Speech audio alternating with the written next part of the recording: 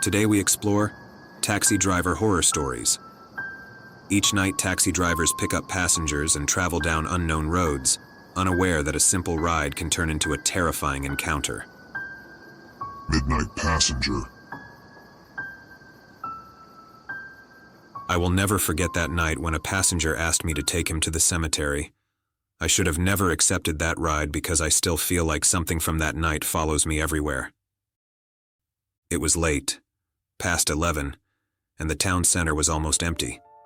I was a taxi driver, used to working late into the night, always hoping to find some last-minute passenger. That's when I saw him. A tall man, with a pale face and dressed in old-fashioned clothes, like from a century ago, raised his hand to stop me. He asked me, in a deep and slow voice, to take him to the cemetery on the outskirts of town. It didn't seem very normal, but I didn't want to ask questions either. As I drove, I tried to make small talk to break the ice, but he remained completely silent, staring out the window, as if ignoring my presence altogether. Something about his stillness made me uneasy, and the ride, which shouldn't have taken more than 15 minutes, felt endless.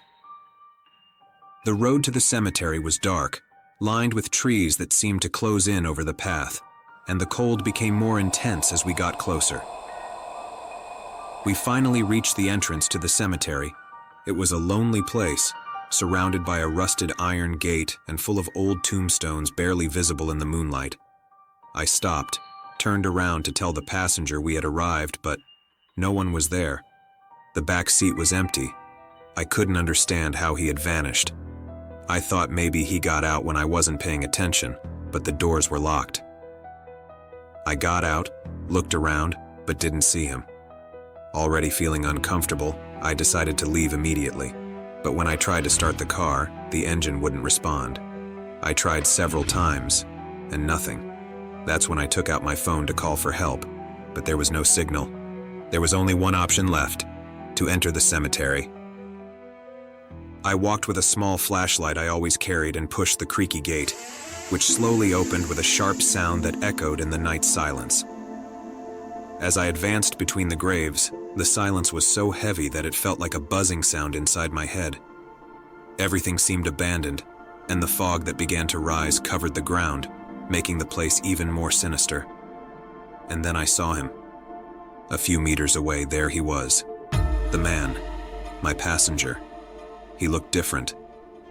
The paleness of his face was now almost cadaveric, and his old-fashioned clothes, which had looked normal before, now seemed rotten and dirty, as if he had come out of a grave. He watched me with a cold smile. I wanted to run, but my feet felt like lead. I tried to speak, but no voice came out. Suddenly, he started moving towards me, dragging his feet. And as he did, his eyes darkened until they became completely black. Everything around me grew colder, and the flashlight I held began to flicker until it turned off. The only light was from the moon, making his figure even more disturbing, almost ethereal, as if he didn't belong to this world. I felt the urge to run, and I did. I ran between the graves, not looking back, feeling his presence getting closer with every second, his heavy, icy breath brushing against my neck.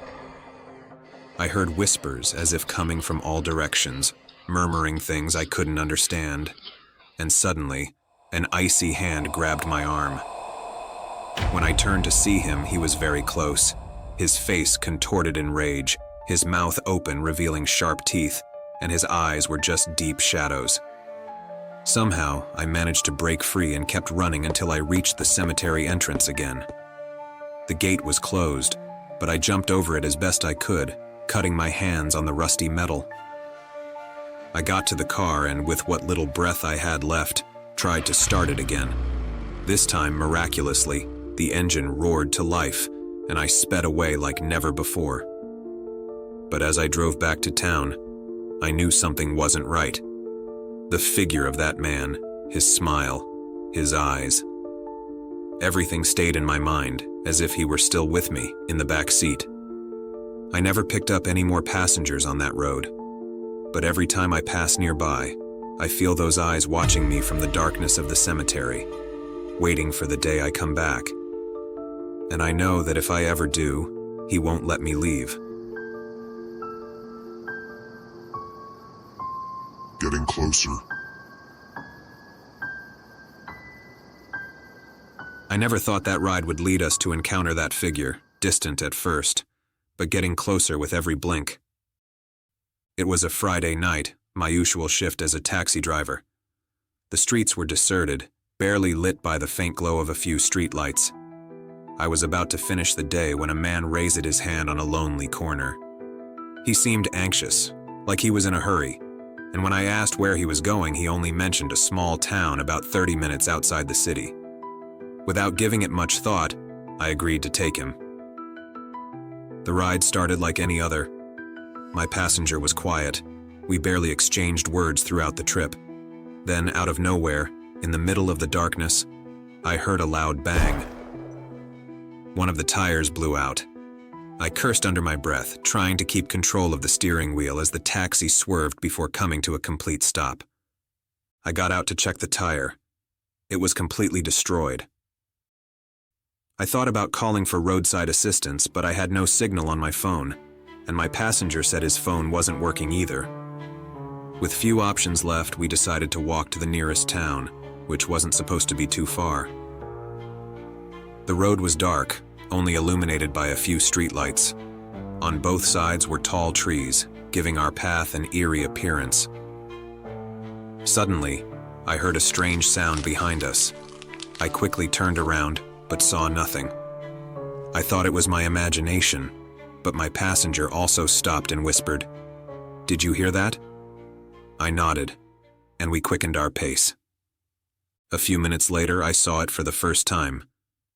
A tall, thin figure briefly appeared on the road, like a dark smudge in the middle of the night.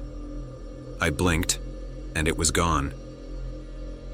We looked at each other, unsure of what to say. Something inside me began screaming to run away.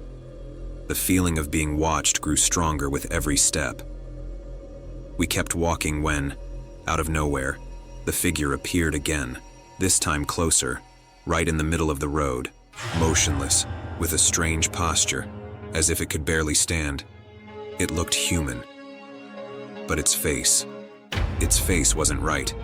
It was as if someone had stretched its skin to the point of breaking it, and the only visible features were dark, empty eyes. One moment it was there, the next it had vanished again. We kept moving, and a few minutes later we heard it. That sound. An unintelligible whisper. It seemed to come from everywhere at once, as if the night itself were speaking. My passenger mumbled something I didn't understand. "It doesn't want us here." Suddenly, my passenger stopped and pointed at something on the road. It was the figure, now just a few meters away from us. Its twisted form seemed to writhe in an unnatural way. Without thinking, we started to run. The whisper turned into a high-pitched shriek. I looked back as I ran and saw it. The figure was following us, appearing and disappearing, getting closer each time. With every blink, it seemed to draw nearer, moving as if it were gliding over the ground. It was chasing us, and deep within those empty eyes, there seemed to be rage. I felt that if it caught us, there would be no escape. We reached a hill, and as we descended, I tripped and fell to the ground. My passenger tried to help me up, but then we heard a breath behind us, heavy and wet. I slowly turned my head, and there it was, crouched, its face just centimeters from mine. I could see its mouth, open in a grotesque grimace, with sharp, blackened teeth. I froze, but my passenger pulled me up forcefully, and we both ran again until we reached the edge of the town. As we stepped onto the first cobblestone of the main street, the silence was overwhelming. We stopped, waiting to hear that whisper, that breathing. But nothing happened.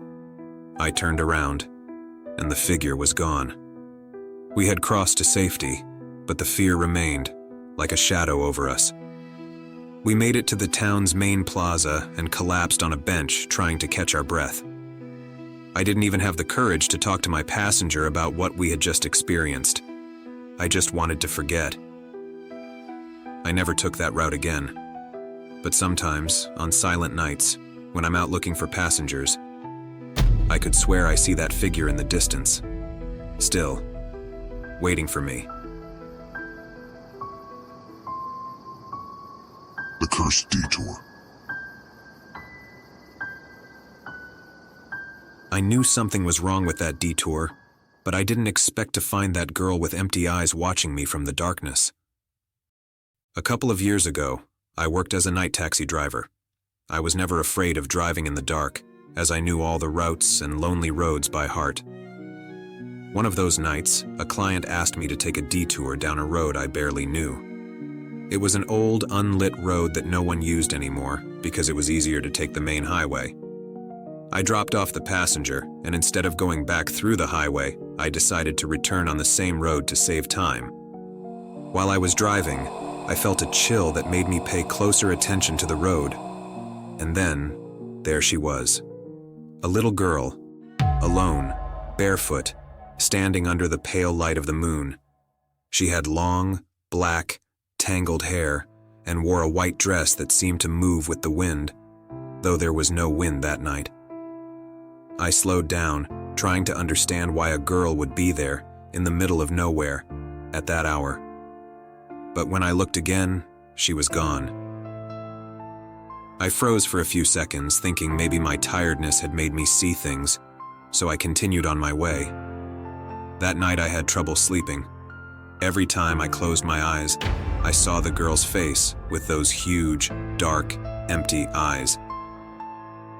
The next day, when I finally managed to rest, I had a dream. I was back on that same road, but it seemed endless.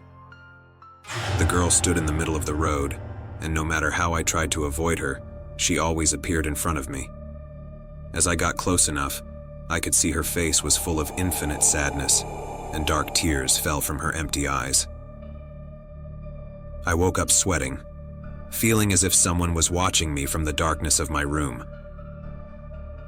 I tried to ignore what had happened and go on with my routine, but I couldn't stop thinking about what I'd seen.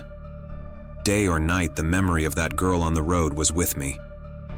Until one night, I couldn't take it anymore. I felt that if I didn't go back to that place, I'd never find peace. So, I drove to the abandoned road, looking for answers.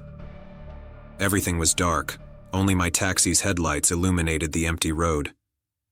I drove slowly, attentive to any movement. And there she was again, as if she were waiting for something or someone.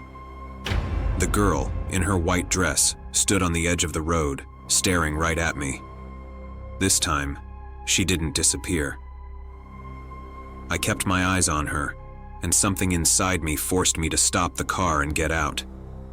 I walked slowly toward her, with the feeling that each step I took pulled me further away from the world I knew. The girl didn't move, just watched me with those deep, dark eyes. When I was just a few meters away, she turned and began walking toward the forest that bordered the road. I followed her, unable to resist. The sound of my footsteps on the underbrush was the only thing breaking the silence, but at some point, I realized my steps no longer made noise, as if I were walking on something hollow, something that shouldn't be there. Suddenly, the girl stopped. I got closer, reached out my arm trying to touch her, and just as I was about to lay my hand on her shoulder, she turned sharply toward me. Her face no longer showed sadness. Now it seemed furious, with a rage that no person, especially a child, should ever feel. I started to back away slowly, while she never broke her gaze from mine. I turned around and ran back to the road, not looking back. The feeling of being watched, that she was still behind me, was stronger than ever.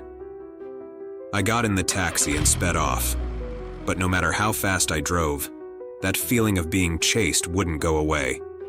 I never took that road again. But now, every time I drive at night and see some strange movement in the darkness, I fear it's her. Sometimes, in my dreams, I see her face with that expression of horror that I will never forget. And I know that, even if I try to avoid her, someday I will see her again. And this time, she might not let me escape.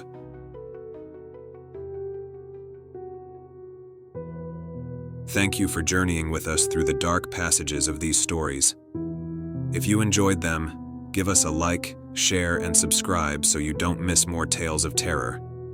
Until next time, where fear will once again be your companion.